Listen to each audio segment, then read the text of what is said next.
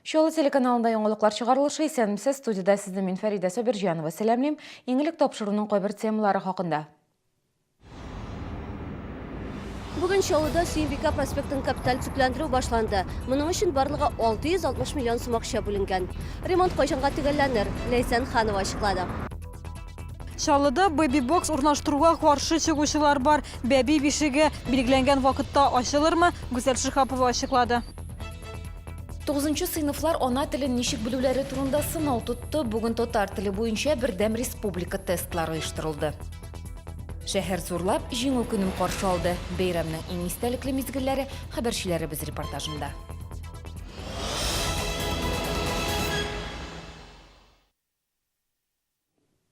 Зор ремонт башланды. Бүген Камдорстрой эшчеләре Сүйінбика проспектын төзекләндерүгә чыкты. Исегезгә төшерәм, Чаллыда иң төп урамнарның берсе саналган бу проспектны төзекләндерү өчен быел республика бюджетыннан барлыгы 660 миллион сум акча бүленде. Биредә нинди эшләр башкарылачак һәм төзекләндерү кайчан төгәлләнер? Урында хәбәрчебез Ләйсән Ханова булып кайтты.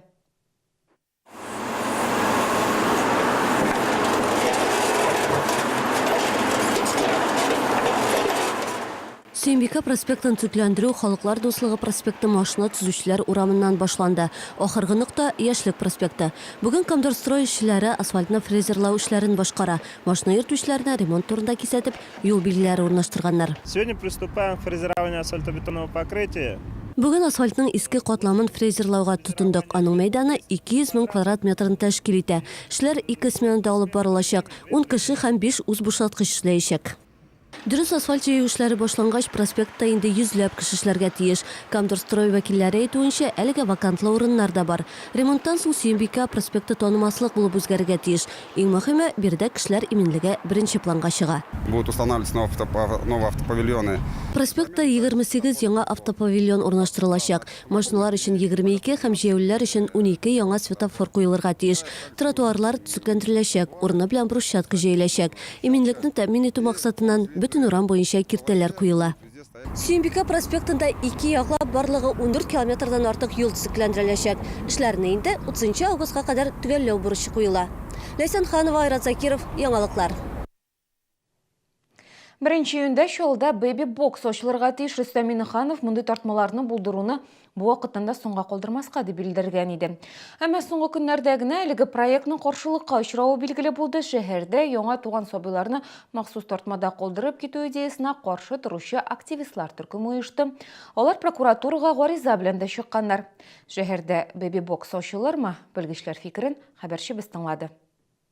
Бүген бэби-бокс урнаштыру эшләре ахырына якынлашып килә. Бары тик бина эчендә электрон система һәм аналар өчен мәгълүмат тактасы урнаштырасы калган.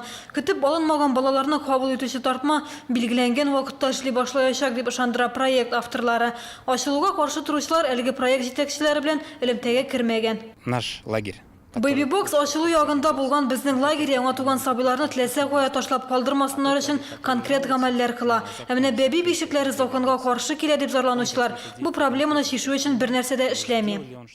Татарстанда аналары тарафыннан яңа туган сабыйларны үтерү очраклары ешайгач, республиканың тикшерү комитеты Рөстәм Миннехановка хат белән мөрәҗәгать итте. Документта тикшерү комитеты башлыгы бэби-бокслар булдыруны сорады. Чаллыда балик булмаганнар белән эшләү бүлеге башлыгы да әлеге проектны Тормышта төрле очраклар була инде.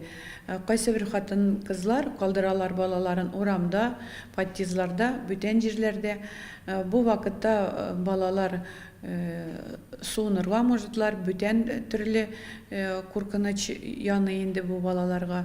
Менә бэби-боксны мин с точки зрения баланы поддерживаю, потому что балага монда куркыныч янамый. Ә менә шәһәрдәшләрнең күбесе әлеге проектны аңлап җиткерми, шуңа күрә фикерләр төрле.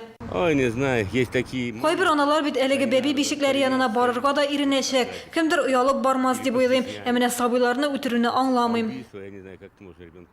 Не знаю даже, как правильно это. Ничек дөрес икәнен әйтә алмыйм, ничек инде яңа туган сабыйны тартмага салып була. Бу бит табутка салган кебек. Димәк, мондый хәлне булдырмаска кирәк. Аналар балаларын бары тик бала тудыру йортында табарга тиеш. Хатын-кыз авырга калуга аңа игътибар итәргә кирәк. Дус ишләре, ата-аналары, танышлары игътибар итеп тиешле урынга мөрәҗәгать итәргә тиеш. уже что-то обращать на нее внимание. Кажется, стоит сделать. Миңа калса baby box кирәк, балаларын ишек төпләрендә ташлап калдырганчы шундый тартмаларга салсыннар. Туда положить. Проект авторлары каршы торучылар булса да baby box 1 июньдә ачылачак дип белдерде. Тартма җитештерүче оешмага акчаны өлешләп түләячәкләр. Baby boxка акча җыю сәүдә үзәкләрендә дәвам итә. Гүзәл Шихапова, Дмитрий Рачеев, Яңалыклар. Бурычларын үтәмәгән һәм баласына карата кырыс мөнәсәбәттә булганы өчен 39 яшьлек хатынны ана хукукларыннан мәхрүм итәчәкләр. Әлеге хатын кызчылыгы Саратов өлкәсеннән авырлы вакытта күчеп килә, абыйсының фатирында яши. 2014 елда аның сабыен балалар йортына урнаштырган булганнар инде. Ана өендә тиешле шартлар тудырып, ДЦП белән авыру сабыен яңадан кайтаруга ирешкән, әмма ул яңадан шул хаталарын кабатлый. 4 яшьлек малайны тиешле туклану белән тәэмин итми, шул сәбәпле баланың авыру тагын да көчәя.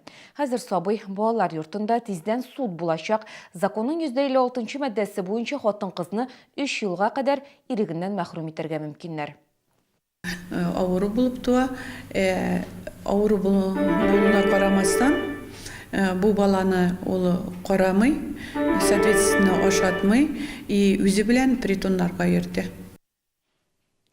Кимәттеп үлчәгән өчен штраф сәнәгать һәм сәүдә министрлыгында азык-төлекне үлчәгәндә ялгышлык җибәрүчеләргә карата акчалата штраф кертү карары әзерләнә. Сатучы иң күбе 10 граммга ялгыш ала. Тискәре очракта оннан 50 мең сумга кадәр штраф түләтәчәкләр.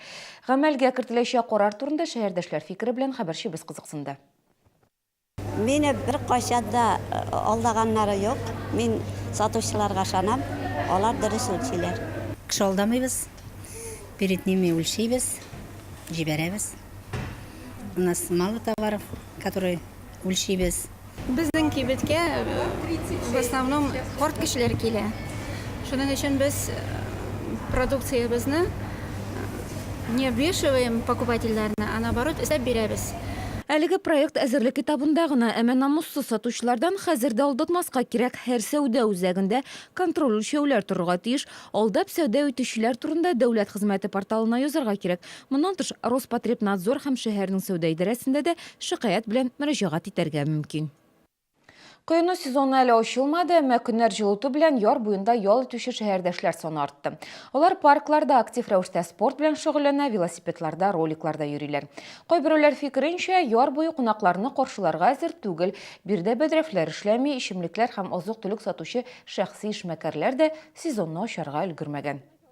Пока, по-моему, они не работают. Әлеге бәдрәфләр ачылмаган соңрак эшләрләр мөгаен. Калган җирләрдә тәртип, балалар өчен мәйданчыклар бар, юллар яхшы, җәяүлеләр өчен дә юл бар. Первый раз мы были в выходной. Без ялларда беренче тапкыр бирегә килгән идек. Кеше күп иде. Барысы да ошады, кафе территорияларында утырып торып була. Баланың киемен алмаштырырга да урын таптык. Велосипедларда йөрү мөмкинлеге бар. Нас очень устроил этот отдых. Очень многие жалуются. Күбесе әле дә эскәмияләр юк дип зарлана. Туңдырма, эчемлекләр сату урыннары да гел бер якта урнашкан. Паркның теге башында да кирәк, кышын чаңгыда, җәен велосипедта шунда да йөриләр бит. Пляж сезоны быел 1 июньнән ачыла. Моңа кадәр белгечләрдән торган махсус комиссия территорияны тикшерәчәк. Май азагына кадәр эскәмияләр куелырга тиеш. Бәдрәфләрдә тиздән эшли башлаячак дип вәгъдә итә белгечләр. Хәзер рекламага бүленәбез, безнең белән бергә калыгыз. 9-нчы сыйныфлар ана телен ничек белүләре турында сынау тотты. Бүген татар теле буенча бердәм республика тестлары оештырылды. Шәһәр зурлап, җиңү көнен каршы алды. Бәйрәмнең иң истәлекле мизгелләре хәбәрчеләребез репортажында.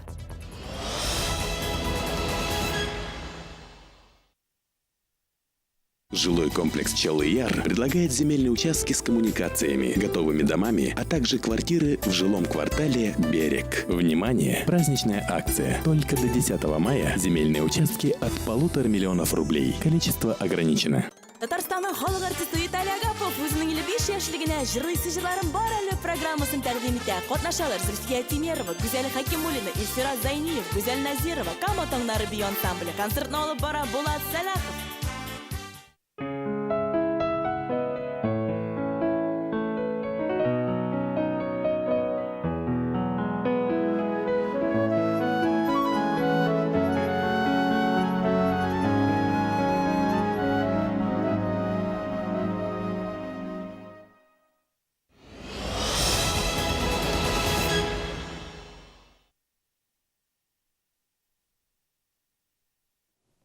Яңалыкларны дәвам итәбез. 19-нчы мәктәпне кинологлар урап алган укучыларны кертмиләр. Бүген безнең редакциянең Койнар элемтә телефонына 30-нчы комплекста яшәүчеләр шундый борчулы хәбәр җиткерде. Сәбәп башкада булып чыкты. Бүген әлеге мәктәптә 9-нчы сыйныф укучылары бердәм республика тесты үтте. Балаларның шул рәвешле татар телен белү дәрәҗәләрен билгеләделәр. Бердәм республика тесты Татарстанның 133 мәктәбендә үтте. Укучылар 2 сәгатьтән артык вакыт эчендә төрле биремнәр эшләде. Тест нәтиҗәләре буенча укучылар татар телен белү дәрәҗәләре турында сертификат алачак. У нас на пункте сдают... Безнең пунктка 4 мәктәп карый, барлыгы 300-дән артык укучы. Мәктәпләрдә укулар бүген 2нче сменада оештырылды. Укучылар үзләрен тыныч тота, дулкынланучылар да бар. 15 минуттан сынау башланачак. Мин татарча бик яхшы беләм. Экзаменны бишлә сдавать итәм. Воданы, китапны, паспортны, шоколадканы алып килдем. Бүген без тестирование татар теленнән язырга килдек. Ел буе әзерләндек инде. Хәзер үзебезнең көчебезне сынап карарбыз. Ел буен мин бик тырышып әзерләндем. Һәм мин бишләгә рассчитываю, как будет. Тест үткәрелүче мәктәпләргә тимер эзләү җайланмалары да урнаштырганнар иде. Кайбер укучыларга аның аша хәтта берничә тапкыр үтәргә туры килде. Ләйсән Ханова, Гөлназ Хасанова, Яңалыклар. Татар теле буенча бердәм республика тестын бүген барлыгы 4000 тирәсе укучы үтте. Ул шәһәрдәге 12 мәктәптә оештырылды. Биремнәр 3 юнәлештә әзерләнгән иде. Татар төркемнәрендә укучы балалар аудиоязма тыңлап, инша язды, ә инде рус төркемнәре язманы тыңлап, сорауларга җавап бирергә тиеш иде. Авырып яки нинди булса башка җитди сәбәп белән тест үтә алмаган укучылар аны башка көн эшләячәк. Аның вакытын һәр мәктәп үзе хәл итә. Шул укучыларның татар телен ни дәрәҗәдә белүләре 10 көннән соң билгеле булырга тиеш. Спецпакетларга тутырып балаларның эшләре барысы да Казанга җибәрелә, һәм алар Казанда махсус комиссия белән тикшерелә, һәм аларның нәтиҗәләре 10 көннән соң билгеле булырга тиеш. Билгеләр 5 баллы система белән бәяләнә, һәм билге куйган вакытта, йомгаклау билгесен чыгарган вакытта алар исәпкә алыначак. Мәңгелек ут, канафир чәчәкләре ветераннарның шатлык яшьләре, күкрәк тулы орден медальләре, күккә очкан ак тынычлык күгәрченнәре. Барлык бу күренешләрне бөтен ил өчен мөһим көн берләштерде. 9 май бөек җиңүгә 70 ел тулу көне Чаллыда да зурлап билгеләп үтелде. Бәйрәм чаралары Муса Җәлил скверында башланды. Шәһәр җитәкчелеге, башкала кунаклары, укучылар, студентлар герой шагыйрь һәйкәленә чәчәкләр салды. Бәйрәм парады гадәттәгечә Ватан-Ана мемориалы каршында үтте. Бәйрәм парады сәгать 10-да гына башлануга карамастан иртәннән үк Ватан-Ана мемориалы каршына халык агылды. Шәһәр җитәкчеләре беренче постта хәтер вахтасы торды. Кечесеннән алып өлкәненә кадәр ата-бабалары истәлегенә һәйкәлгә чәчәкләр салды. Аның шушы батырлыгын онытмый Ватан-Ана, онытмый туганнары, онытмас оныклары. Бабаем, бабакай, дога кылам сиңа көн сайын. Иң түрдә бәйрәмнең төп кунаклары ветераннар. Барлыгы шәһәрдә 4000-гә якын ветеран яши. Сугышта катнашканнары 300-гә якын, калганнары тыл хезмәтчәннәре. Аларга багышлап иң матур җылы һәм мөһим сүзләр әйтелде. Наш народ не только защитил свою родину, он освободил 11 стран всей Европы. На полях сражений от Баренцева моря до Кавказа была сломлена военная машина нацизма. 1 минут тынлыктан соң парад расчетлары проспект буйлап үз хәрәкәтен башлады. Эчке эшләр идарәсе патруль, янгын куркынычсызлыгы хезмәтләре ветераннарын, сугыш чоры армиясе формаларыннан киенгән кадет мәктәбе укучылары, югары уку йортлары студентлары колонналары дәвам итте. Парадны КАМАЗ эшчеләре куллары белән ясалган хәрби техника тәмамлады. День Победы! День Победы! День Победы! Парадны быел Чаллыда 25 меңнән артык кеше карады. Соңнан бәйрәм төзүчеләр стадионында дәвам итте. Биредә теләгән һәркем солдат буткасы белән сыйлана алды. Кич белән Чаллы күге меңләгән фейерверк утлары белән бизәлде. Фарида Собирҗанова, Гөлназ Хасанова, Дмитрий Рачеев, Яңалыклар. Бию жеңінің 70 жылығына бағышланған хоккей турнирінің соңғы ойыны тамамланды.